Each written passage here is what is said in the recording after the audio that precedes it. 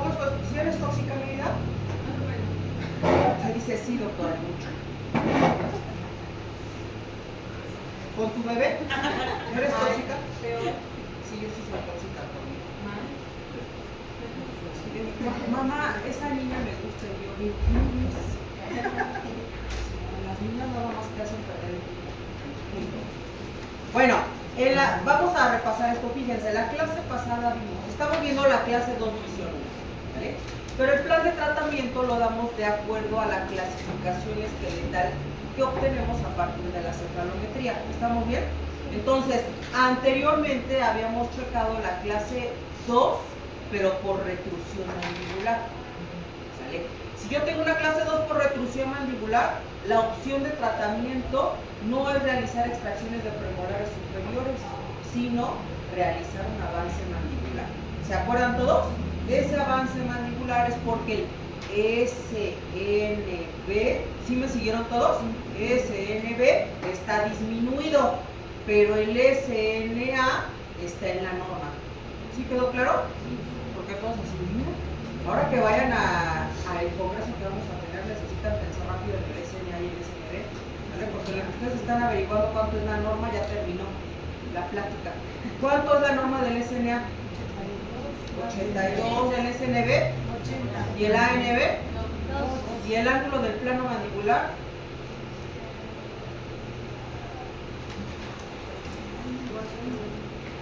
No manches, ¿y están haciendo con la doctora Norma Fuentes cefalometría? Sin vergüenza, los voy a castigar. El ángulo del plano mandibular. El 32. Listo. Castigados. Todos. No importa, castigados de todas maneras. Castigados. Bueno, y esto que vamos a ver o que vimos la clase pasada es la clase 2 división 1, pero el maxilar se encuentra para allá, o sea, aumentado, y la mandíbula se encuentra en la norma. Es decir, el SNA se encuentra aumentado y el SNB se encuentra en la norma. Por eso es que aquí estamos viendo que maxilar protrusivo y mandíbula en la norma. ¿Me doy a entender? Aquí está en el esquema, miren. Entonces, si yo tengo así a mi paciente, ¿qué es lo que tengo que hacer? Pues atacar el maxilar. ¿Cómo lo ataco? Para reducir el perfil en un paciente que ya terminó de crecer. O sea, en ustedes, si ustedes tuvieron una clase 2 división 1 por culpa del maxilar, ¿cómo le hago a ustedes para disminuir el perfil del maxilar? Porque el overjet está así. Claro, entonces la número 1 y que todos conocemos aquí dice, son extracciones de los primeros premolares. ¿Vale? Y tenemos una segunda opción, que son los ortoimplantes. ¿En dónde? ¿En el shelf mandibular? No, ¿en dónde? Para el maxilar siempre van a ser en la cresta intracigomática. ¿Vale? Entonces arriba puede ser o extracción de primeros premolares o la colocación de ortoimplantes en la cresta intracigomática. ¿Va? Ojo, solo por recordar, para que se realicen esas extracciones, niños, necesito espacio allá atrás. Entonces debo de planificar las extracciones de los terceros molares o, si el paciente está en la edad, de los segundos molares permanentes. ¿Hasta ahí vamos bien? ¿Cuál es el objetivo de hacer todo esto? Aquí está paso a paso. Dice, llevar a los caninos a clase 1, disminuir la sobremordida horizontal y retruir el sector anterior para pasar de un perfil convexo a un perfil recto. Ahí tienen todo lo que van a hacer los autores. Eso ya lo habían anotado, solamente es como recordatorio. Preguntas. Entonces el objetivo de realizar extracciones de premolares o de colocar ortoimplantes superiores es que el overjet del paciente disminuya, que me lleve a los caminos a clase 1 y que el perfil del paciente de ser un perfil convexo pase a un perfil recto. Preguntas ahorita en este momento, o si no yo les hago preguntas a ustedes. 1, 2 y 3.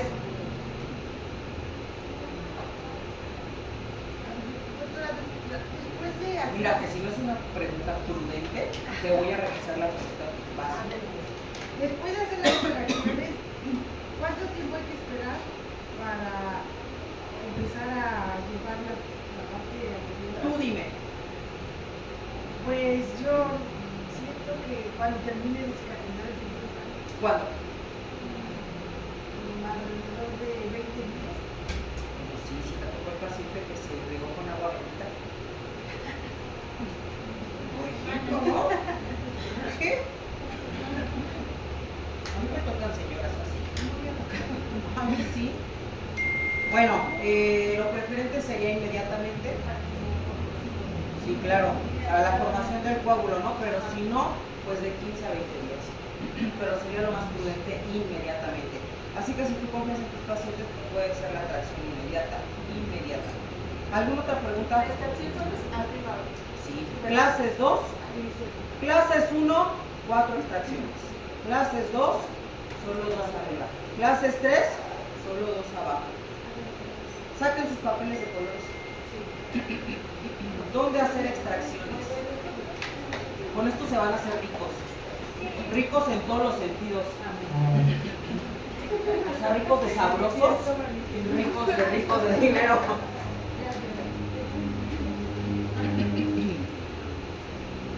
¿Ya? Ya.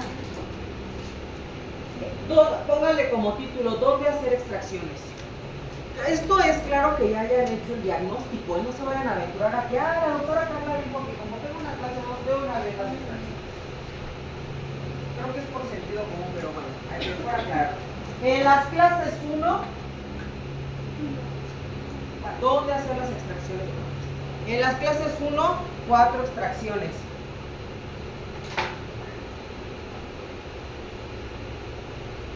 En las clases 2, 2 extracciones maxilares. Y en las clases 3, mandibulares. ¿Sí quedó?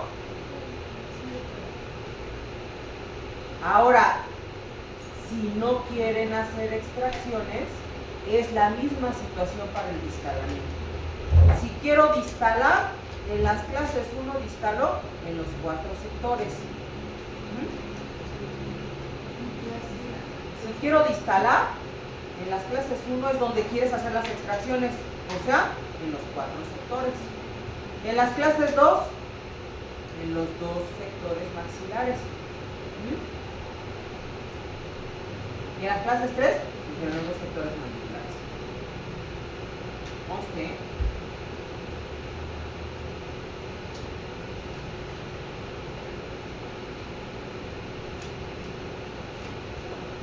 ¿Tienen alguna pregunta? Preguntas. ¿Y el anclaje? ¿En dónde lo deben de poner? Ah, no, sí, pero en una clase 1 no te colocas el anclaje. O sea, en la arcada maxilar y en la arcada mandibular, en las clases 1. ¿Y en las clases 2? En el maxilar. ¿Y en las clases 3?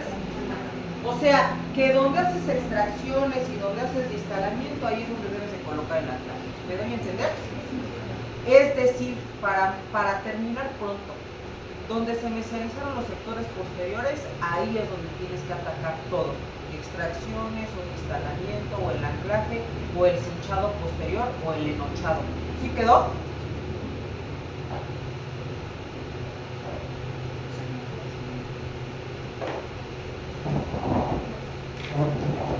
Ahora vamos a ver el caso de una paciente de clase 2, división 1. ¿Alguna otra pregunta que quieran hacerme sin que les dé pena? ¿O aunque les dé pena? Doctor jefe de grupo. Doctora profesora, adelante.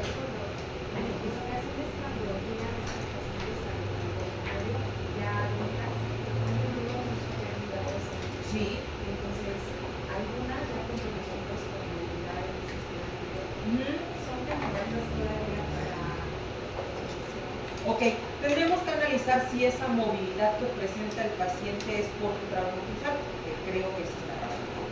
En cuanto tú quites el punto prematuro de contacto, la movilidad tiende a disminuir. Habría que analizar ahí o sea, en una panorámica, qué tanta cantidad de raíz está dentro del hueso. Porque tengamos 2/3 partes es más que suficiente. Una tercera parte es un poco difícil, pero no imposible. ¿Vale? Entonces, en estos pacientes que presentan movilidad, primero hay que checar cuál es el punto prematuro de contacto, quitarle lo que le está provocando, porque muchas veces la aparatología con mucha fuerza provoca ese tipo de movilidad, ¿no? Y o la inflamación del ligamento periodontal que está dada por el exceso de fuerza.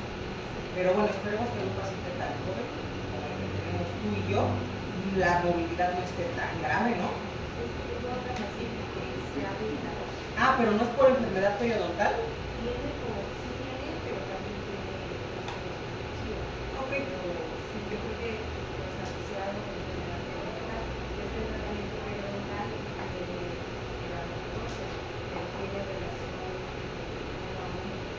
Uno a uno, ahí va a estar medio complicado el asunto, porque necesitamos sí una buena 2/3 partes para poder llevarlo a cabo. Nosotros hemos hecho ese tipo de tratamientos en los pacientes. O sea, no es que vaya a tener mucho éxito, pero cuando tú llevas a cabo un movimiento dental con poca fuerza y un movimiento continuo, los dientes llegan a moverse y en algunas ocasiones podemos llegar a incluir un poquito ese diente sobre el hueso y ganar un poquito de longitud, pero necesitamos llevar bien despacito ese movimiento. Yo me refiero con unos brackets que no generen mucha presión, con unos arcos excelente calidad que sean térmicos, como por ejemplo estoy hablando de los arcos, no sé, tipo memaloid o memaloid, y unos brackets que sean de autoridad no te generen tanta presión. Sí, claro, Synergy es de baja fricción, pero la utilización de módulos ahí es el éxito, ¿no? Sí, claro. Nosotros de baja fricción es Synergy o autoligado, pero pasivo. ¿Vale? Sí. A ver, chamaquitos, en esa paciente, en ese tipo de pacientes hay que recetar vitamina C, 1 gramo AM y 1 gramo PM, más la toma de colágeno hidrolizado que hace sinergia con la vitamina C. ¿Vale? Entonces, bueno, todos aquí deberíamos de tomar vitamina C, todos, pero alce la mano quien toma vitamina C todos los días, muy bien, muy bien. Después de los 25 hay que tomarlo porque empiezan las arrugas a aparecer en la cara, entonces hay que empezar a tomar vitamina C, 1 gramo AM, 1 gramo PM. ¿Quieren ver la piel lisita y suavecita? ¿Quieren verse no tan viejitos como ahorita? Tomen la vitamina. Todos hay que hacer más colágeno hidrolizado, pero tiene que ir en conjunto. ¿Vale? Búsquense uno de una buena marca porque el colágeno hidrolizado natural como tal, o sea, sabe a lo que es, ¿no? Hueso. Entonces, bueno, a los que les guste, así como los tacos de tripa y algo muy duro, está rico. A mí me encanta, pero no a todos les gusta. Entonces, en la farmacia París, ahí venden por kilo y le agregan algunos otros suplementos como biotina, por ejemplo, que es para el cabello, las uñas y la ya después les doy hacer eso, ¿vale? Pero por lo pronto, colágeno hidrolizado más vitaminas. ¿Por cuánto tiempo? Por todo el tipo de tratamiento, y para las mujeres debería de ser de por vida. Porque se te empieza a caer el cabello después de los 25, entonces eso te va a ayudar a que bueno, y entre todo, ¿no? Y los hijos y el otro hijo que tienes en casa que hay que atender, y luego yo con ustedes, que no se ponen a estudiar, pues.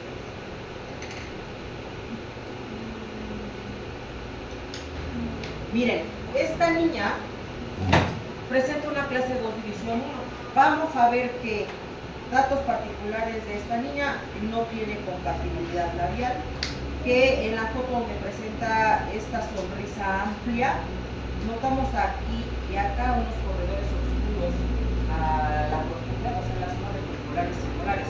Cuando tienes un paciente que presenta estos corredores oscuros, es un signo claro en que tu paciente necesita desarrollo transversal, ¿vale? O expansión, ¿vale? Puede ser que necesite disyunción o puede ser que necesite expansión.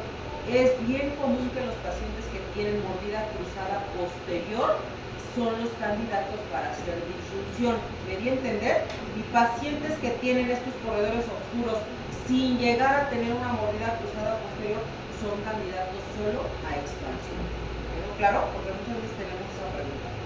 Ahora, si notamos el perfil de ella, No es un perfil totalmente convexo, ¿no? Pareciera que tiene una clase 1.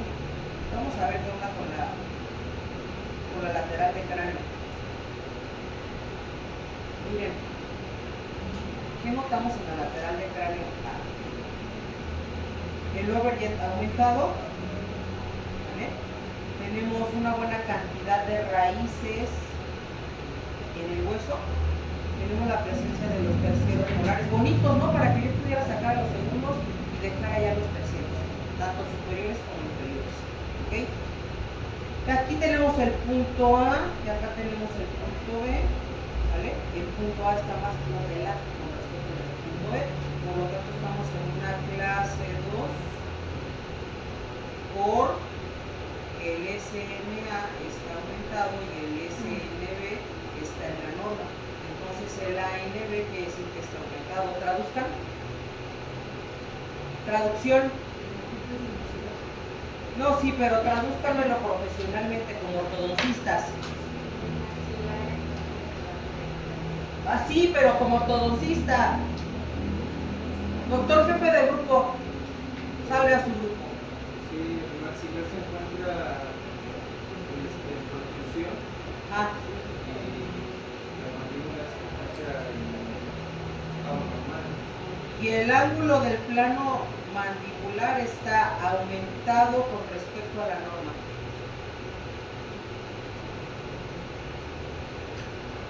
¿Qué quiere decir eso? Esa extracción. Mire, o sea, sí, pero no. Tradúzcalo bien. Sí, es una clase 2 por protrusión del maxilar y un crecimiento vertical. Sí, ¿vale? Así se los van a explicar cuando vayamos a los congresos. No se van a detener a saber si saben o no las normas. Miren, aquí está dentalmente la paciente. El apiñamiento no es un problema, estarán de acuerdo conmigo. O sea, el apiñamiento no es lo que me preocupa. ¿Qué es lo que realmente me preocupa en esta niña? Pues primero el overjet aumentado que tiene, ¿no? Luego, vean a los caninos, ¿qué clase de canina tienen? Pus, ¿no? ¿Y la molar? 2. Abajo estoy segura que la lengua siempre ha estado ahí porque tiene una forma bonita de arco. Arriba no está totalmente triangular el maxilar, pero sí tiende a ser estrecho en esta zona, ¿vale? Por lo tanto, me aventuro a hacerle disyunción a esta paciente. Espérenme, no, les voy a explicar bien por qué no. Porque hay una zona que se llama el borde o reborde de Wallace, que es el que les voy a marcar con azul, que es que están viendo ahí, lo notan, en la parte inferior. Y en la parte superior, si yo voy por cruzar al paciente, es este huesito que tengo aquí, miren. Esto es el hueso que tengo para poder hacer disyunción, ¿se imaginan? Si yo le hago disyunción a esa paciente, es muy probable que recibine muy rápido, porque no tengo la cantidad necesaria de hueso, ¿vale? Ahora, en el análisis de Courthouse, ¿esto nos explicó mamá? De Courthouse, bueno, es un análisis que me va a dar la discrepancia transversa que tenga el paciente, o sea, cuánta cantidad de expansión necesito, ¿vale? Y aquí tiene una discrepancia de menos 3 milímetros, entonces es muy poquito lo que requiero, ¿vale? En esta paciente es más que suficiente con una secuencia de arcos, ¿vale? ¿Cuánto te expande un arco por sí solo, aunque tú no quieras? Al colocarlo, ¿cuánto hace de expansión? ¿Qué les ha dicho papá Paisa? Sí, les ha dicho más. ¿Hablen? Por sí solo, preocupen, por sí solo, ahí van a apuntar, no les voy a decir, sáquense, ya no. Oiga, no es mi clase, no, un arco convencional, como sea de los que venden comercialmente, hace una expansión de 3 y hasta 5 milímetros, por sí solo, está padrísimo, ¿no? Y los arcos tipo Damon, de 3 a 5. Y los arcos más amplios, como el tipo Damon, que se escribe Damon, logran hasta 7 y 8 milímetros. Está padrísimo. Pero necesitas un buen arco. ¿Ustedes creen que los de AliExpress les van a hacer una expansión de este tipo? Tengo. No es cierto, no les escriban. Yo no. Mira, arcos buenos, bonitos, no tan baratos, pero no tan caros, son los de Borgata. Se llaman, los redondos los llaman ellos memaloid, y los cuadrados y los rectangulares los llaman biomemaloid. Estos dos son arcos térmicos, nada más que cada casa comercial tiene su nombrecito. Tú llegas a cualquier casa comercial y le pides, me das un arco térmico y ya te dará el nombre que la casa comercial tiene. Pero estos arcos son excelentes. Venden las carteras con 10 arcos y te ha de costar una cartera como 250 pesos. Con 10 arcos está excelente. Redondo, memaloid, y cuadrados y rectangulares, biomemaloid. Madre. Sí, te voy a regañar, pero ahora. No entiendo cuando dices secuencia de arcos. Secuencia de arcos es redondo, cuadrado y rectangular. Eso es una secuencia de arcos. Y puede ser un redondo 12, 14, 16, 18, 20. Y cuadrados, los más comerciales son 16 por 16, 20 por 20. Pero hay otras medidas, más que no son los más comerciales. Y en rectangulares tenemos 16 por 22, 17 por 25, 19 por 25, 21 por 25. ¿Manda usted? Eso sí, yo le digo. Pues la secuencia de datos quiere decir redondo, cuadrado, rectangular. Pero tiene que pasar por todo. Ah, sí, estamos platicando tranquilas. Lástima que no tenemos un tequila aquí. Las casas comerciales lo que quieren es que tú compres todos esos arcos para que le consumas todas las secuencias de arcos. ¿Qué debes de tener tú en el consultorio? Lo más lógico. ¿Okay? En térmicos debes de tener desde el 12, 14 y 16 nada más. 18 si acaso para subir al 16 cuando se quita. En cuadrados debes de tener, no sé, cualquiera de los 16 por 16 el que yo tengo. Y en rectangulares, todos a excepción del 21 por 25. Entonces, cuando a mí me decían, doctora, necesitas colocar la equipación con una secuencia de arcos que sea inteligente. Inteligente quiere decir que me puedo saltar de un 16 hasta el 17 por 25. La casa comercial me diría, no, doctora, ¿cómo que tiene que pasar del redondo al cuadrado y al rectangular? Pero la verdad es que si yo de un redondo le puedo pasar a un rectangular, lo hago. ¿Qué es lo que me da la pauta de un redondo a un cuadrado a un rectangular? El redondo es el único que te va a deslotar a todos los dientes. Un cuadrado y un rectangular jamás lo va a hacer porque trae mucha presión en el slot. ¿Vale?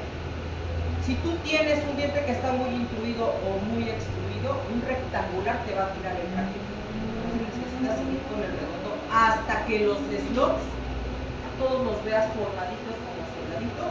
Ese es el momento en el que puedes empezar a meter un rectangular. Ese es el paso número 1. ¿Okay? Lo que definitivamente te va a dar permiso de pasar a un redondo a un rectangular. Ojo, imagínate lo que te voy a decir. Es que el slot del bracket del segundo premolar, o sea aquí, está alineado con el tubo de la banda molar para que el rectangular pase directo. Porque si tienes una ligera curvatura aquí con un arco rectangular, palanca segura y te bota el bracket del segundo premolar. Es el bracket que más se cae, ¿no? El segundo premolar. O sea, que te da el permiso seguro es el bracket del segundo premolar al tubo de la banda. No se complica. En un arco rectangular debe entrar así, como cuando tú entras a la luz de la mañana en tu casa, así una borrachera, que nadie se dé cuenta, y suavecito, derechito, a tu campo. Si tú le metes mucha fuerza, ahora cuando tú tienes ese presentimiento que a ese bracket le estás colocando mucha fuerza con tu arco y que no nada, se lo voy a dejar a ver qué pasa, ese bracket se va a botar. Y o si no mide bien la fuerza, con mi dinámica que nadie lo hace. Entonces, si tú tienes dudas de que le estés colocando mucha fuerza, regresa con un vidrio para que no te vaya a suceder. Níquel, titanio o acero, tu primera elección siempre va a ser térmico, un térmico siempre. cierto el arco térmico. El acero, su principal función es hacer expansión o formar la cara. Pero primero la acción siempre va a ser un térmico. ¿Preguntas?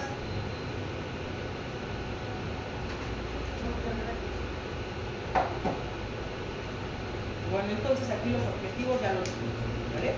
Ahora, ¿qué le vamos a hacer a esta paciente? Pues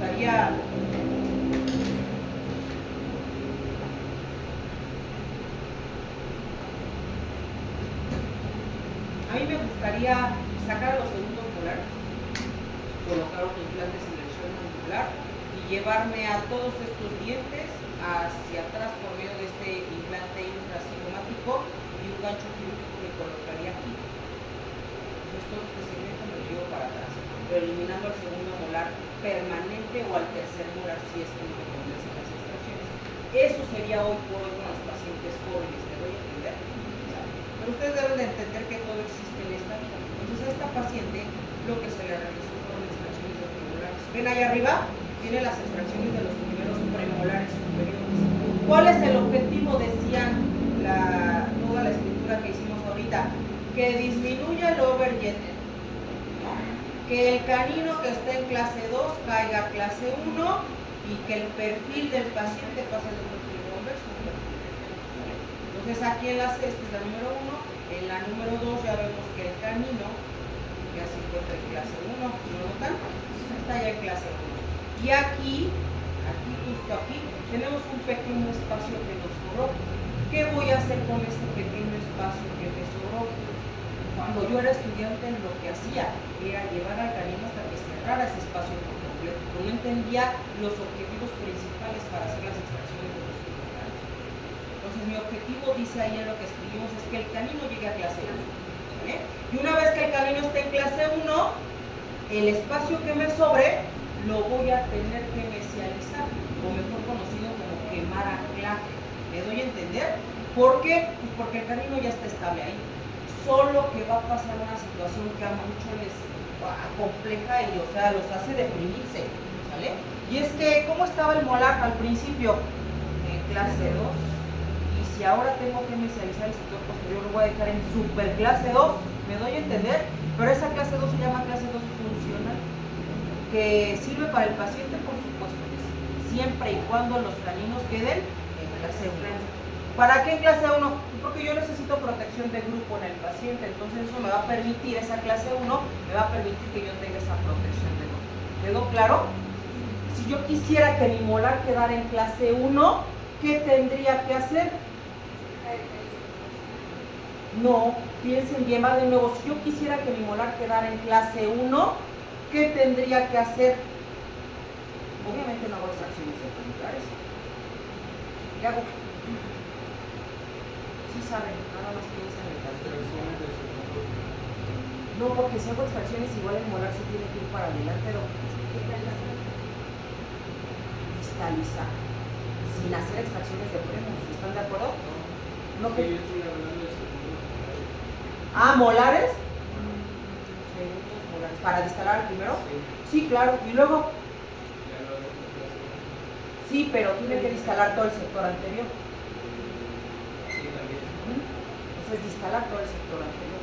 Es quitar a los segundos molares o terceros molares según sea la edad del paciente y a todo el sector anterior llevármelo para atrás. Entonces ahí queda todo a clase 1, así como la mayoría queremos. ¿Me doy a entender? Pero algunos pacientes no aceptan los ortoimplantes, por eso es que necesitas plan A y plan B en tu paciente, ¿vale? Plan A es porque ya sabemos colocar ortoimplantes, plan B es porque sí sé pero me da miedo y mejor le hago a las extracciones de los premolares. ¿Me doy a entender? ¿Y cuál sería un plan C para este paciente? ¿Cómo se especializa el sector premolar? Muchísimas biomecánicas, pero por ejemplo, ¿ves la cadena que está ahí? Hay una cadena que está aquí. Esta cadena va a permitir que se mesialice el sector posterior, pero no es así de sencillo. Si tú tienes un arco rectangular, hay mucha fricción entre el slot y el arco rectangular. ¿Qué puedo hacer con el arco? Aquí está mi arco, que está rectangular. Agarro una fresa de diamante y le quito los cantos a ese arco rectangular. para que no tenga fricción con el slot y eso puede hacer que se inicialice con mucha mayor facilidad. ¿Me doy a entender? ¿Qué sería lo más rápido y lo más óptimo? Colocar aquí un ortoimplante y a partir del ortoimplante inicializar el sector para rápido. Pero esto es una manera rústica buena de inicializar. Mande. ¿Qué otra cosa? Se hace anclaje en la sección anterior y se pone en la Por supuesto. ¿Con qué anclaje, doctor? Bueno, es que yo lo conozco como lace back. En la sección anterior. ¿El enochado? El enochado. El enochado en el sector anterior para que formen un grupo de dientes. O sea, tendría que enochar hasta acá, ¿no? Del canino hasta el otro canino para que esto forme un bloque y a partir de este grupo de dientes puedan inicializar el sector posterior. Otra forma es que aquí yo le coloco un pedacito de open coil activo. Le doy a entender para que ese open coil empuje al gordito y después ya nada más se queda este mayor. Y ahora sí, todos los de acá contra el gordo mayor se inicializa. Nada más que hago, porque si lo inicializas, si le metes mucha fuerza, rota el molar.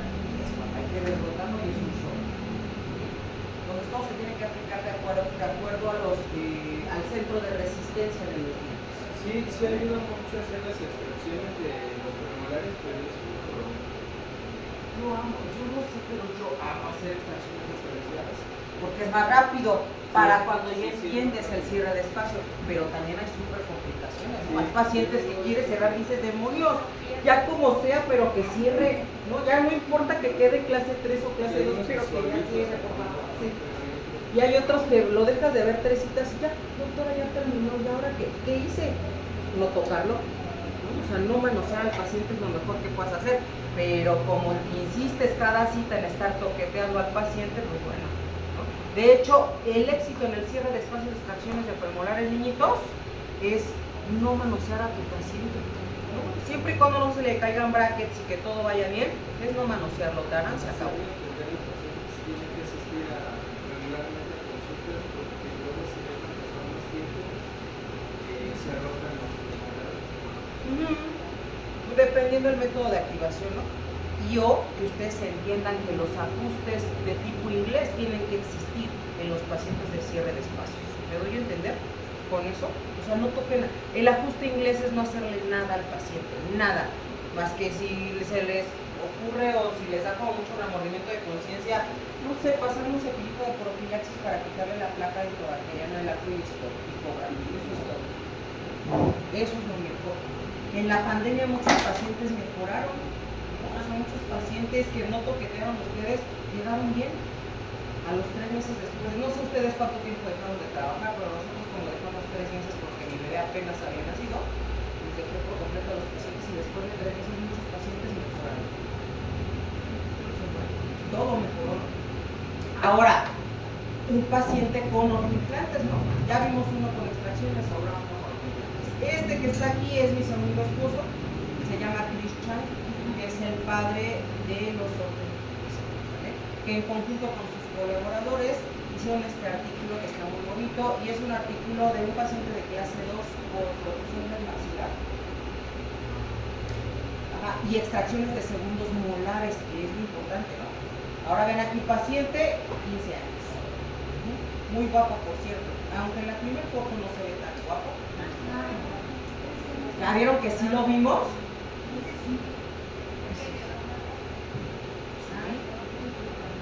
¿Cuál peor estaba peor?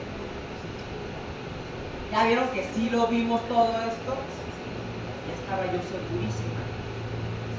Acuérdense que con los ortoimplantes, aquí, para los que no vieron, aquí está el ortoimplante en la cresta infracigomática y por medio del elástico, obviamente todo este sector anterior que tenemos aquí está anclado con la misma cadena, ¿vale?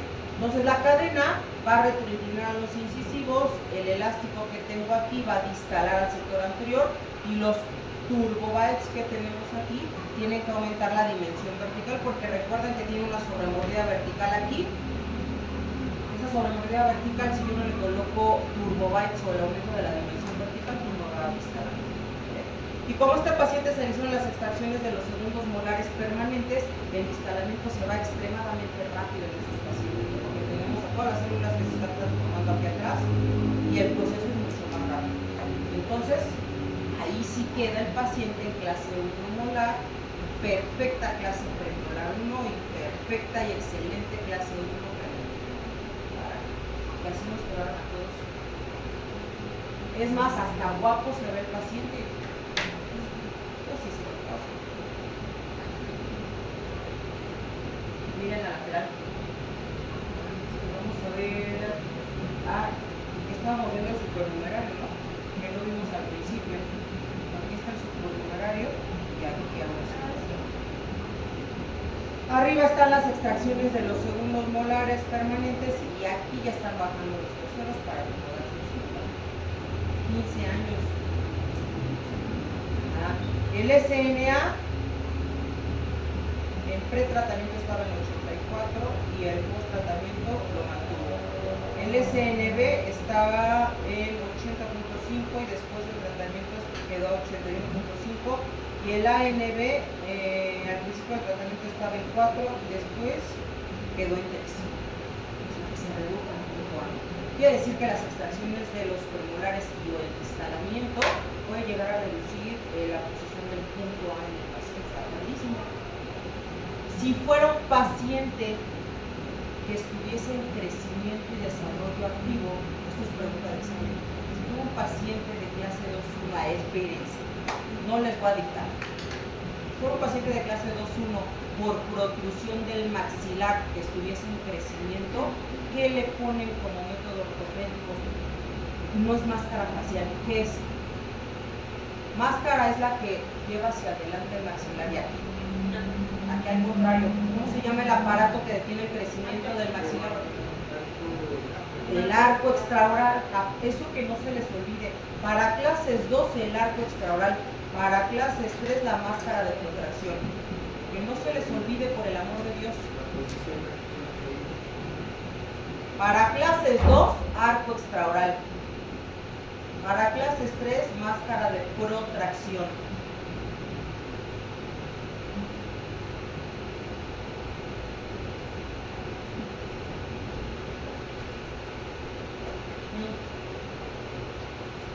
Finish. Vamos a hacerlo de la práctica, ¿no? Saquen su material.